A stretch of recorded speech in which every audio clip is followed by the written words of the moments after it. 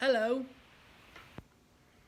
So, I wanted to touch base because I have recently initiated a water fast, and I wasn't so sure I was going to do it. First, I wanted to make sure that what I was stepping into wasn't going to be harmful, wasn't going to prevent me from healing, as I just had a musculoskeletal surgery on my ankle.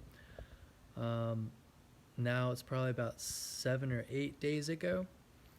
Um, I am on day 3 currently, but I wanted to explain and share my personal experience of day 1 through 3. And I also wanted to share where I'm getting my research, where I'm learning this information from, and what my intentions are. So the first the first day and the second day were fairly similar. I would say the initial change in my diet, the initial shift in my mind, in my body, was fairly challenging. Um, I found it really important that as I was shifting into this, that I wasn't distracting myself with TV or anything like that, that I'm being really intentional in this time, right? With where I put my attention, what I'm surrounded by. I'm bedridden, so I'm sitting with my thoughts a lot of the time. So it's really important that I stay mindful of where my thoughts go, and also that I consciously place my attention on the things that I know are going to nourish me. So day 1 and day 2, the similarities that I'm referring to are specifically the growling of the stomach, my body telling me, hey, you're hungry, you haven't eaten in a while. There was some tension in my abdominal muscles, not tension like I'm stressed, but like the muscles and the skin becoming tighter because I hadn't eaten, in 24 to 48 hours at those times. So I was just noticing when I was breathing, my stomach was more tight and my breaths weren't moving as smoothly. So I was being really intentional about expanding my stomach, doing diaphragmatic breathing throughout the day. When it comes to um, overall bowel movements, I have had a bowel movement just about every day. Um, but the thing about the bowel movements is, for me specifically, I was taking medication for the first couple days after my surgery. I think this could have been associated with the constipation that I was feeling. Um, I have been peeing a lot because that's what I'm doing, is a water fast. So there's water's moving through my system, but I've only had to use the bathroom twice since then, and the poop was fairly hard and small and black, you know. So and it was like pebble like. So I've noticed that that's a similarity for me in my bowel movements. The first day that was different from the second day is I was using a couple supplements. I wanted to, and I was a bit um, unsure of whether I wanted to utilize supplements or whether I just wanted to go flat out pure water fasting, meaning no food, no supplements, just allowing the body and the intelligence of the body to take care of itself. All right. The first day I chose to take some supplements, my probiotic, um, a natural pain relief, which is like, it's called white willow bark. But as I continue to do research, I realized that to really experience a water fast to its fullest, I am going to totally um, avoid taking anything except for water. So, I did have some cravings, and I have moments where I crave. There are some other deeper intentions that I'll talk about later, that are associated with the craving as well. I had cravings for sweet. I've had cravings just for food because it's coming into my mind a lot. I'm sitting with myself, so I've wanted to eat. Um, Makes sense, right? Um, Now, day 3 today. Oh, let me go back. Another thing that I've been noticing is, and what is said to look out for, is commonly people will experience headaches. People will experience discomfort. My stomach has been growling quite a bit on day 1 and 2, not so much today. I had slight pressure in my head, which I don't know if I'd call that a headache. It was just clear that something, my body was working through something, that there were some mechanisms taking place that were creating this imbalance. Today I woke up and I had pressure in my head again. And it wasn't agonizing. It was just this clear, like, okay, your head's kind of bothering you. That kind of feeling. This led into most of the day today. I'm making this video now, and it's about 5 p.m. So I'd say I woke up at 9:30ish, 9 o'clock, and it lasted until about 1:30. This pressure in my head. It has subsided at this point, and I can honestly say I feel the best that I have felt since I've started this journey. So I am working my way into about 72 hours, around 7 p.m. And I don't feel hungry. I feel clear. I feel focused. I feel a desire to connect and to create and to share what's on my heart and my experience, because I do feel, after reading the research that I've seen, and if anyone's interested, you can look into this doctor.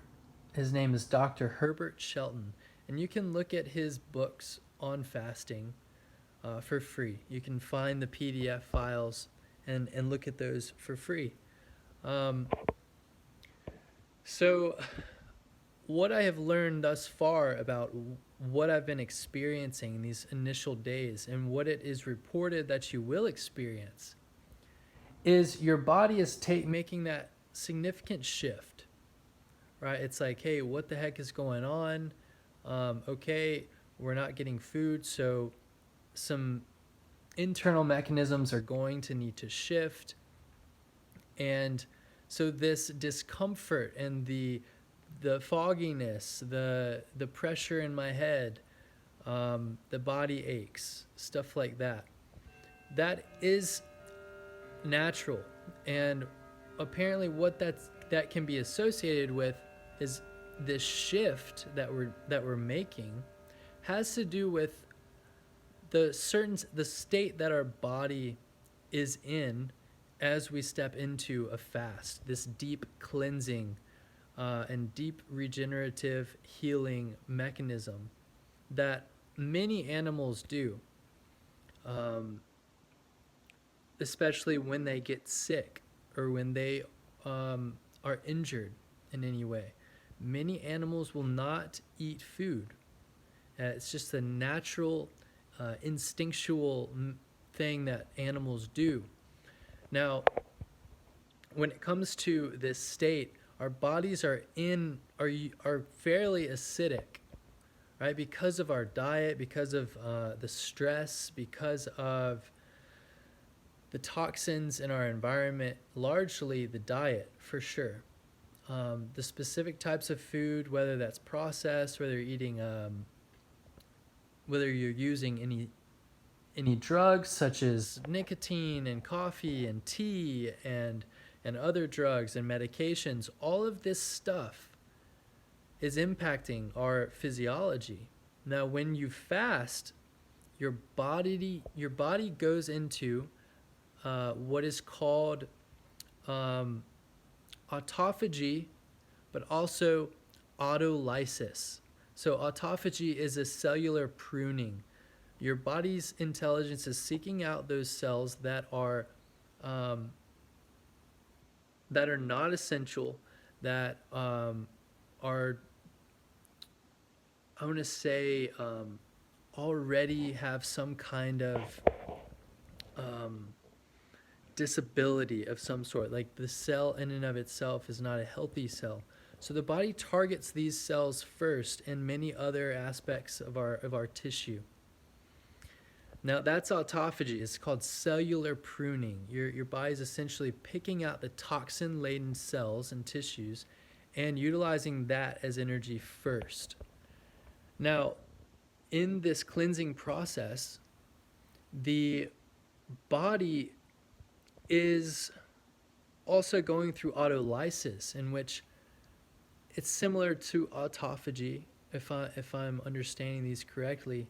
Autolysis is just the idea, it's not the idea, it is the mechanism by which your body utilizes the less essential nutrients and tissues first, and it keeps the more essential tissues and organs, it keeps them safe, it conserves them, takes care of them. All your main organs in your body are not going to experience any deterioration. They're safe. But when it comes to fat stores, glycogen stores, and eventually muscle, the protein, amino acids, and whatnot, that stuff is going to be utilized as fuel. It's going to be broken down. The body has this natural ability to eat itself, so to speak, but in a very specific and beautiful way. It uses the non-essential things first, the less essential, right? So in this process that it's going through, there's a lot of toxins that are being used up, and that stuff is being put into the bloodstream, and it's being excreted, and there's a lot of cleansing taking place. So this creates an acidic environment initially, and it's clearing out a lot of acidity from the body. Now, I'm not a doctor, don't quote me on this. This is my personal experience and what I'm linking my research and my anecdotal experience to. And from my understanding, all of this stuff is making sense, and it's panning out exactly like Dr. Herbert Shelton mentions. Now, let me move into my intentions. That was just a little bit of the background research. My intentions for this work. Ultimately, I have a deep desire to commune with God. I have a deep desire to connect with God, to get in touch with my intuitive body, to be in conversation, legit conversation with my higher power on a regular basis. Now, the reason I'm fasting is it's mentioned a lot in the Bible. You can go in the Bible, you can search the internet and see this for yourself. I have different quotes and scriptures, not memorized, but that I've taken and I've recorded for myself to reference, because I'm starting to make these connections, such as Jesus fasting for 40 days. Now, this is a small example of when fasting is referenced in the Bible, and you can look for yourself at the different references. But there's a reason it's referenced. In fasting, you are creating and optimizing the temple of your body, which is the dwelling place of your spirit. Now, when you are evoking spirit and and wanting to evoke health and well-being into your life, the first and foremost, most important thing is that you optimize the functions of your body. Fasting is a major component in that if you choose to utilize fasting to support you in cultivating that connection. Now, other aspects of my intention, I ultimately am, sitting around with this injury, and I was very curious about water fasting and dry fasting, and I wanted to make sure that the decision I was making was actually, it's not a common sense decision, because this isn't going to make sense to many people given what we're taught, given what many doctors are taught in the medical institutions. I'm not saying they're wrong. I'm not saying I'm right. I'm just trusting in my experience and trusting the research that I have uncovered. And my intention also involves deep healing and rejuvenation of my body, deep cleansing. All right, I have this time, right? What I learned was that when your body is not needing to digest the food, when your stomach and all of that, those mechanisms are not at play, your body's digestive system can not only take a break and rest, which in our society, for me, absolutely for me too, I can tend to overeat. I can tend to eat things and compulsively overindulge in food. And this is not good for the digestive system. So this is a recalibration of the digestive system. And when you give it the opportunity to rest, then your body can use all of its energy reserves, all of its nutrient reserves, and it can use all of its energy to focus on cleansing and healing the body. So what Dr. Shelton mentions in his research is that healing capacities actually upregulate and rapidly increase. Now there are a couple examples that he gives, specific reports, different individuals, and different animals that he references in different studies. That he talks about this rapid healing that takes place when your digestive system is not having to digest food all the time, and when you're at rest and you're really resting. I'm not distracting myself. I'm not, maybe in some moments, but I'm not overindulging. I'm not having sex. I'm not, I'm not masturbating, and I'll go into that as that's another intention of mine. I am strictly focusing on the healing and bringing in as many intentional healing modalities as I can think of. Breath work, meditation, reading, researching, learning, creating, sharing, looking to see how I can do all of this, remain with my ankle injury and this recovery, and remain in a healthy state of mind, right? So all of it's linked, especially this fast. It's really grounding me, right? It's grounding me in my dependence on God. It's grounding me in my heart. It's not easy, but it's grounding me, and it's linking me. It's helping me make other decisions that are linked to my well-being to support this healing journey that I'm on. So the other intention I just mentioned was what I will term as NoFap. Now, if you haven't heard of NoFap, it's a group of people online who have acknowledged the importance of this sexual energy, right? The sexual energy, particularly in males, that when we release it, when we just go around, we are interacting with more than one sexual partner, and we're just so nonchalantly releasing this sacred sexual energy, Well, that ends up releasing a lot of energy. Now, this energy is linked to many different aspects of our well being. I won't go too much into that. I'll just say that. And so it is my intention right now to focus on cultivating this sexual energy and raising this sexual energy into what is known as the promised land.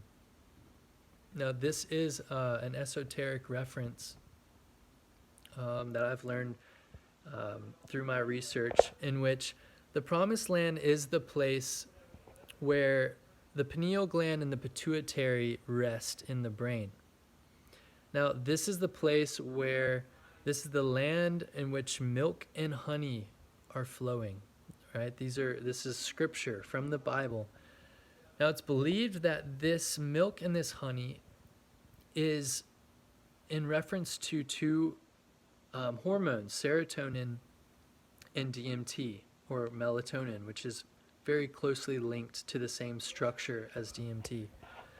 Now, through this cultivation in fasting, through cleansing my body and creating an alkalinity, an alkaline environment, this oil that secretes from the colostrum moves down the spine once a month and rests in the sacral plexus, also known as the sacred place. There is a seed that is created every month. Our bodies operate in alignment with the lunar cycles. Now, every month we can raise this seed and this oil, which is known as the chrism, right? The Christ within. Now, when we focus on raising this, and essentially you can more so benefit if you're taking the initiative to take care of your body on a regular basis, to take care of your health, to create an environment for spirit to truly live through you and provide you with well-being, in a sense of, purpose and a sense of passion and high energy, high vibration.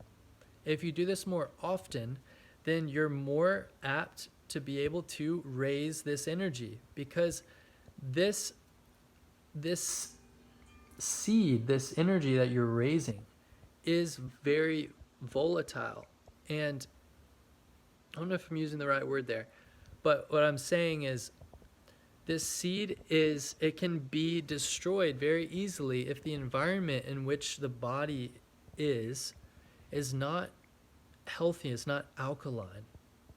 It will essentially destroy this energy, and you will not have this opportunity to raise this energy into the promised land.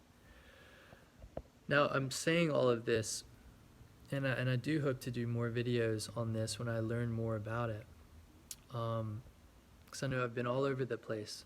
But I'm saying all of this to ground into my intention around the link between cultivating this sexual energy and not just releasing it willy-nilly, gaining more control over my lower nature, food and sex in particularly, because these are the main aspects in our society that we struggle with the most. The compulsion to eat and use substances and food as a means of seeking pleasure and avoiding life and avoiding our discomfort and our pain, right? And then also seeking sex and an unhealthy compulsion towards sex and pornography and etc. So these are my deep-rooted intentions. I can't say this is just a huge issue in my life, but it's something that I acknowledge does arise, that it's not always healthy. And I don't think it's going to be totally 100% healthy all the time. That's the point of learning and growing, is that, we're not perfect. And we have these aspects of ourselves that if we want to optimize our life and really become our greatest potential, there are ways that we can do that. And we are taught how to do that through the various teachers who are sharing certain things like what I'm talking about. So, I digress. I know I've said a lot, but this is a really beautiful time in my life. I'm feeling energized. I'm feeling a lot of energy in my mental capacity right now. I feel that my energy is high, and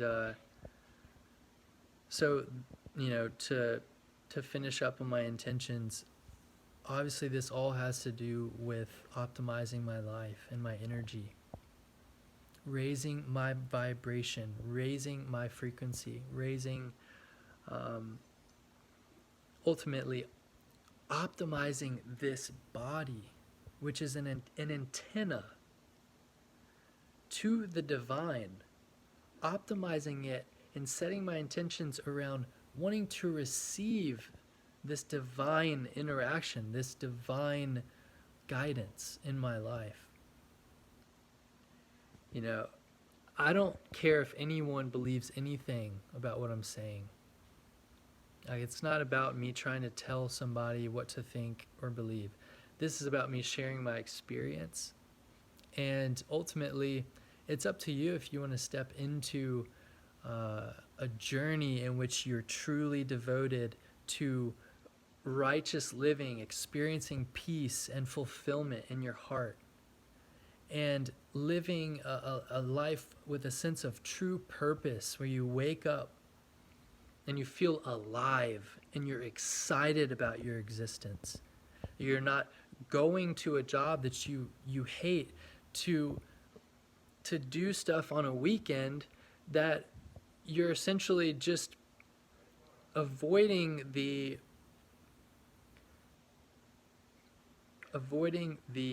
disappointment by going out, by overindulging, by just wasting away. And by all means, do what makes you happy. And if you are so happy doing what you do, I'm so happy for you. And if you're not, then it doesn't have to be that way. And I look forward to sharing more about this. For now, I will end this video. And I love you. I want the best for you. And I want the best for me. And if you have any questions, any comments, I'd love to hear your input. Love to hear your thoughts. I'm sure there's going to be a lot of thoughts around this topic if somebody actually listens to this video. In the meantime, I look forward to sharing what the next couple days bring, what it's like, how I feel, and take care. Peace.